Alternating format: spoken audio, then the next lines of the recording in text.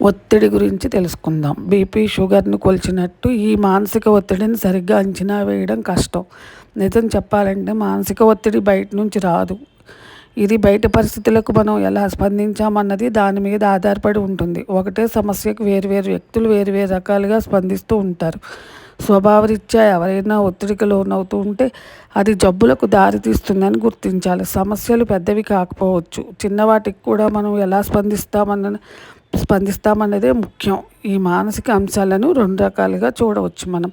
1 భావోద్వేగాలు, 2 ఒత్తిడి. భావోద్వేగాల్లో మనం ప్రతికూల భావాలను సాధ్యమైనంత దూరంగా ఉంచాలి. ప్రతి దానిలోనూ అసహనం, అశాంతి, అసంతృప్తి, ఆందోళన, ఆగ్రహం, ఆతృత, ప్రేమ, అనురాగాలు లోపించడం, దిగులు, బాధ, విరక్తి ఇవన్నీ ప్రతికూల భావాలే. వీటిని మనం అనుకూలంగా అంటే శాంతి, సహనం, సంతోషం, సంతృప్తి, ప్రేమ, అనురాగం